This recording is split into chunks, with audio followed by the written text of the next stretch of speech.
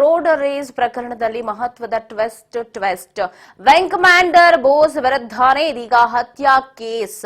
Wing commander ವಿರುದ್ಧನೇ ಕೊಲೆ ಯತ್ನ ಪ್ರಕರಣ ಇದೀಗ ದಾಖಲಾಗಿದೆ. ಕನ್ನಡ ಭಾಷಾ ವಿಷಯಕ್ಕೆ ಸದ್ದು ಮಾಡಿದ ಹಲ್ಲೆ ಕೇಸ್. ಬೆಂಗಳೂರಿನ ಸಿವಿರಾಮನ್ ನಗರದ ಗೋಪಾಲನ್ ಗ್ರ್ಯಾಂಡ್ ಮಾಲ್ ಬಳಿ ನಡೆದಂತಹ ರೋಡ್ ರೇಸ್ ಅಂದ್ರೆ ರಸ್ತೆ ಕಾಳಗ, ರಸ್ತೆಯಲ್ಲಿ ಜಗಳ. ಆ ಪ್ರಕರಣ ಈಗ ಮಹತ್ವದ ಟ್ವಿಸ್ಟ್ ಸಿಕ್ಕಿದೆ. ಪೊಲೀಸರು ಇದೀಗ ವಿಂಗ್ ಕಮಾಂಡರ್ ಬೋಸ್ ವಿರುದ್ಧನೇ ಹತ್ಯಾ ಪ್ರಯತ್ನ ಕೇಸ್ ದಾಖಲಿಸಿದ್ದಾರೆ. ನಗರದಲ್ಲಿ ವಿಂಗ್ ಕಮಾಂಡರ್ ಬೋಸ್ ಮೇಲೆ ಹಲ್ಲೆ ಆಗಿದೆ ಎಂಬ ಸುದ್ದಿ ಭಾರಿ ಸದ್ದು ಮಾಡಿತ್ತು. ಆರಂಭದಲ್ಲಿ ಕನ್ನಡ ಭಾಷಾ ವಿಚಾರಕ್ಕೇನೆ ನಡೀತಿತ್ತು ಈ ಜಗಳ ಅಂತ ಹೇಳಿ ವೈರಲ್ ಆಗಿತ್ತಾದ್ರೂ ಬಳಿಕ ಕಾರು ಬೈಕಿನ ನಡುವೆ ಡಿಕ್ಕಿಯಾಗಿದ್ರಿಂದ ಈ ಗಲಾಟೆ ನಡೆದಿದೆ ಅಂತ ಹೇಳಿ ತಿಳಿದು ಬಂದಿದೆ. ವಿಂಗ್ ಕಮಾಂಡರ್ ಸ್ವತಃ ವಿಡಿಯೋ ಮೂಲಕ ತನ್ನ ಮೇಲೆ ಕನ್ನಡಿಗನೊಬ್ಬ ಹಲ್ಲೆ ನಡೆಸಿದ್ದಾನೆ ಅಂತ ಹೇಳ್ಕೊಂಡಿದ್ದಕ್ಕೆ ಮುಖಕ್ಕೆ ರಕ್ತ ಬರೆಸಿಕೊಂಡು ವಿಡಿಯೋ ಮಾಡಿ ಸಾಮಾಜಿಕ ಜಾಲತಾಣದಲ್ಲಿ ಪೋಸ್ಟ್ ಮಾಡಿದ್ದ. ಇದನ್ನೇ ನಂಬಿ ಪೊಲೀಸರು ಯುವಕನ ವಿರುದ್ಧ ಎಫ್ಐಆರ್ ದಾಖಲಿಸಿಕೊಂಡು ವಶಕ್ಕೆ ಪಡೆದಿದ್ರು. ಈ ಪ್ರಕರಣ ವೈರಲ್ ಆಗ್ತಾ ಇದ್ದಂತೆ ಸಿಸಿಟಿವಿ ವಿಡಿಯೋ ವೈರಲ್ ಕೂಡ ಆಯಿತು. ಇದೇ ಪ್ರಕರಣ ಬಿಗ್ ಟ್ವಿಸ್ಟ್ ಕೂಡ ಸಿಕ್ತು. ಸ್ಥಳದಲ್ಲಿನ ಸಿಸಿಟಿವಿ ಬೋಸ್ ನವರಂಗಿ ಆಟ ಬಯಲ್ ಮಾಡಿತು. ಸಿಸಿಟಿವಿ ದೃಶ್ಯದಲ್ಲಿ ಯುವಕ ಹಲ್ಲೆ ಮಾಡಿಲ್ಲ, ಬದಲಾಗಿ ವಿಂಗ್ ಕಮಾಂಡ್ ಬೋಸ್ ಯುವಕನ ಮೇಲೆ ಹಲ್ಲೆ ಮಾಡಿದ್ದಾನೆ ಅನ್ನೋದು ಪ್ರೂವ್ ಆಗಿದೆ. ನೀವು ನೋಡ್ತಾ ಇರಬಹುದು, ಆ ವಿಜುವಲ್ಸ್ ಅಲ್ಲಿ ಕ್ಲಿಯರ್ ಆಗಿ ಕಾಣಿಸ್ತಿದೆ. ಸ್ಥಳೀಯರು ಎಷ್ಟೇ ಬಿಡಿಸೋದಕ್ಕೆ ಪ್ರಯತ್ನ ಪಟ್ಟರು ಕೂಡ ಬೋಸ್ ಯುವಕನನ್ನ ಹಿಗ್ಗಾಮುಗ್ಗಾ ಥಳಿಸಿದ. ಯುವಕ ನೆಲಕ್ಕೆ ಬಿದ್ದರೂ ಕೇಳದೆ ಮನಬಂದಂತೆ ಥಳಿಸಿದ್ದಾನೆ. ಅಲ್ಲದೆ ಯುವಕನ ಮೊಬೈಲ್ ಅನ್ನು ಕಿತ್ಕೊಂಡು ಎಸೆದಿದ್ದಾನೆ. ಈ ವಿಡಿಯೋ ಕೂಡ ಸಿಸಿಟಿವಿಯಲ್ಲಿ ಸಿಕ್ಕಿದೆ. ಇದರ ಆಧಾರದ ಮೇಲೆ ಪೊಲೀಸರು ಭಾರತೀಯ ವಾಯುಪಡೆಯ ವಿಂಗ್ ಕಮಾಂಡರ್ ಶೀಲಾದಿತ್ಯ ಬೋಸ್ ವಿರುದ್ಧ ಕೊಲೆ ಯತ್ನ ಪ್ರಕರಣವನ್ನು ದಾಖಲಿಸಿದ್ದಾರೆ. ಬಿಎನ್ಎಸ್ ಸೆಕ್ಷನ್ 109 ಅಡಿ ಕೊಲೆ ಯತ್ನ ಪ್ರಕರಣ ದಾಖಲಾಗಿದ್ದು ಅವರ ಮೇಲೆ ಬಿಎನ್ಎಸ್ನ ಇನ್ನೂ ಹಲವು ಸೆಕ್ಷನ್ಗಳ ಅಡಿಯಲ್ಲಿಯೂ ಪ್ರಕರಣ ದಾಖಲಾಗಿದೆ.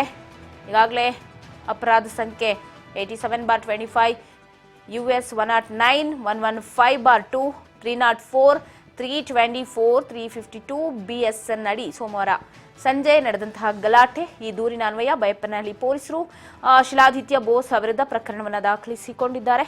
ಈಗಾಗಲೇ ಈ ವಿಚಾರದ ಕುರಿತು ಪೂರ್ವ ವಿಭಾಗದ ಡಿಸಿಪಿ ಡಿ ದೇವರಾಜ್ ಕೂಡ ಮಾಧ್ಯಮಗಳಿಗೆ ಮಾಹಿತಿಯನ್ನ ಕೊಟ್ಟಿದ್ದು, ತನಿಖಾಧಿಕಾರಿಯ ಮುಂದೆ ಹಾಜರಾಗುವಂತೆ ಪೊಲೀಸರು ಬೋಸ್ ಅವರನ್ನ ಕೇಳುವ ಸಾಧ್ಯತೆ ಇದ್ದು ಅವರು ಪ್ರತಿಕ್ರಿಯಿಸದಿದ್ರೆ ಅವರನ್ನ ಬಂಧಿಸೋದಕ್ಕೂ ಕೂಡ ಪೊಲೀಸ್ ತಂಡ ಕಲ್ಕತ್ತಾಗೆ ಹೋಗುತ್ತೆ ಅಂತ ಹೇಳಲಾಗ್ತಾ ಇದೆ. ಇನ್ನು ಬಿಎಸ್ಎನ್ ಸೆಕ್ಷನ್ 109 ಜಾಮೀನು ರಹಿತ ಆಗಿದ್ದು ಈ ಸೆಕ್ಷನ್ ಅಡಿಯಲ್ಲಿ ಬೋಸ್ ಸುಲಭವಾಗಿ ಜಾಮೀನು ಪಡೆಯೋದಕ್ಕೆ ಅರ್ಹನಲ್ಲ. ವಿಚಾರಣೆಯವರೆಗೆ ಬಂಧನದಲ್ಲಿ ಇರಬೇಕಾಗಬಹುದು. ಈ ಅಪರಾಧ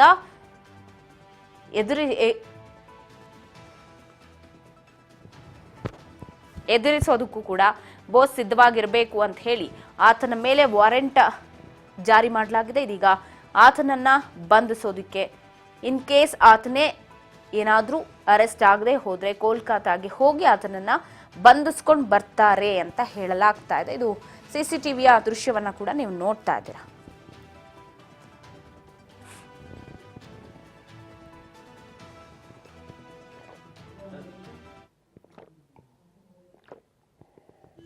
But seeing the truth, the reality of main heartland Karnataka, I couldn't believe it. Hello everyone, I am Wing Commander Shiladitya Bose and this is my wife, Sergeant Leader Madhumita. We stay in DRDO, CV Raman Nagar, phase 1. Today morning, my wife was driving me to the airport and suddenly one bike came from behind, stopped in between, stopped our way. I will show you the video of my dash cam also. He came out, started abusing me in Kannada and then seeing that my car has a DRDO sticker, he says that you DRDO people and says many things in Kannada and finally she abused my wife and then I couldn't bear it. When I was coming outside, immediately he took his key in his hand and hit me on my head, taking my blood out. I stood there shouting that this is how you people defend whom we defend. Treat a person from the army, from Air Force or from Navy, from the defense forces. More people came surprisingly and started abusing us that we are doing wrong things. That person, he took his stone out, started trying to hit my car. I trying to stop, he hit me on my head again. Here you can see the blood.